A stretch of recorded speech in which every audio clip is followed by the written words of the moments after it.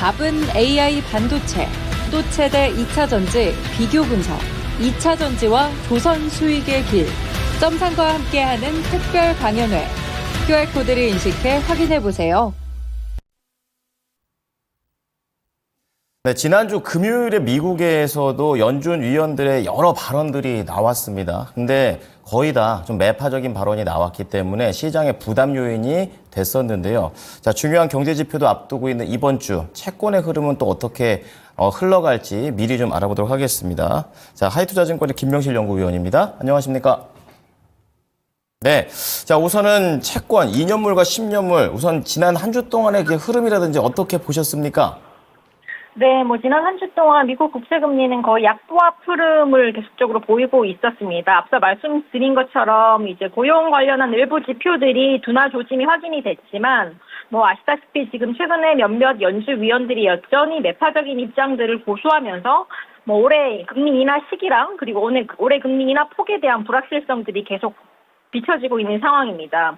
지금 2분기 전반부가 흘러가면서 최근 반가운 신호들이 몇 가지 발생을 했습니다. 앞서 말씀드린 것처럼 최근 한 달간의 고용지표에 너무 낙관적인 의미를 부여할 필요가 있지는 없겠지만 최근의 고용지표들을 보면 고용 관련된 임차료라든지 신규 임대료 같은 선행 지표에 대해서 균열이 발생하고 있으면 보다 분명해진 것 같습니다.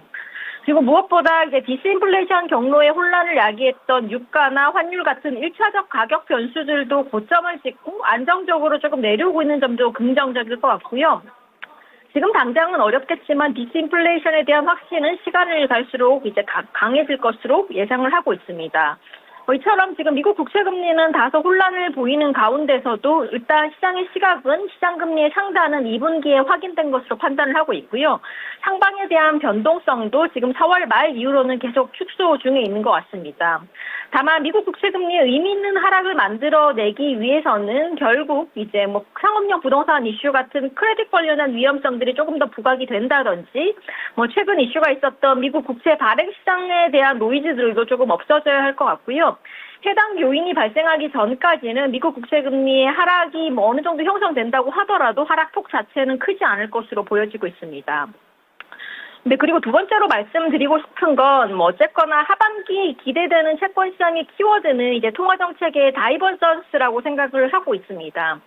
지금 6월부터 20일가 금리를 인하할 수 있겠다라는 기대는 채권 시장에 굉장히 큰 희망적인 요소로 작용할 것 같고요. 최근 스위스나 스웨덴에 이어서 20일까지 주요국 통화정책의 다이버전스가 전개된다면 연준의 인하 여부와는 별개로 시장 금리에 어느 정도 우호적인 재료가 될 수 있을 것으로 보여지고 있습니다. 국내 같은 경우도 마찬가지겠죠. 지금 한국은행 같은 경우는 5월달 경제 전망, 특히나 물가 전망이 한은의 예상치에 부합한다면 지금의 포워드 가이던스, 동결에 대한 포워드 가이던스를 충분히 바꿀 의지가 있다라고 확인을 했었습니다. 지금 연초에 1분기 나왔던 GDP 호조라든지 수출 호조가 저는 일단 단기적인 반등에 불과할 것으로 보여지고 있고요. 여전히 고금리에 따른 누적된 부채에 대한 부담이라든지 낮아진 소비 성향들 고려할 때 지금 한국은행의 가장 고민거리 중 하나인 소비 부진이 구조적 현상으로 장기화될 가능성들은 배제하기 어렵다라고 보고 있습니다. 그리고 무엇보다 부동산 경기, 즉 서울 아파트 가격 같은 소비 심리에 영향을 직접적으로 주는 부동산 경기의 느린 회복 역시나 가계 소비에 부정적인 영향을 주면서 결국에 이제 연준의 통화 정책과는 별개로 글로벌 다이버전스에 동참하면서 내수 부진에 대한 한은의 금리나 대응은 더욱더 필요해질 것으로 보여지고 있습니다. 자, 우선은 이제 지난주 채권 흐름과 유럽의 이런 인하 움직임들 이런 것들 좀 말씀을 좀 해주시고 이런 것들이 국내에도 긍정적이다라고 말씀해 주셨는데요. 어쨌든 간에 유럽하고 미국하고 분위기가 다른 것 자체를 우리가 어떻게 해석해야 될까가 참 핵심 키워드인 것 같습니다. 유럽이 먼저 이제 앞서서 말씀해 주셨다시피 스웨덴이나 영국 쪽에서 인하 쪽과 관련된 시그널들이 나오고 있는데 이 부분에 대해서 좀 더 자세하게 들어보고 싶습니다. 네, 일단 유로존과 미국만 두 가지 국가를 놓고 보면 인플레이션 동인이라든지 재정 대응 그리고 소비 패턴은 굉장히 다른 흐름들 나타나고 있습니다. 4월달 20일 정책평가 업데이트에서도 확인되었듯이 지금 인플레이션 목표치의 물가 수렴 여부는 올해 하반기에 더욱더 확실해질 것으로 보여지고 있고요. 뭐 6월 달에 더 많은 데이터를 보고 정책 결정을 내릴 수 있다라는 ECB 총재의 직접적 발언 역시나 6월 달 ECB의 금리나 준비에 대해서 더욱더 확실시해질 것으로 보여지고 있습니다. 따라서 지금 6월 달 이전에 발표되는 지표들이 크게 악화만 되지 않는다면 ECB의 6월 달 인하 가능성들은 굉장히 높지 않을까라고 보고 있습니다. 네. 자, 이러한 움직임들 좀 체크를 해주셨는데, 그렇다면 채권 전략에 있어서도 지금 매력적인 구간으로 이해해도 될까요?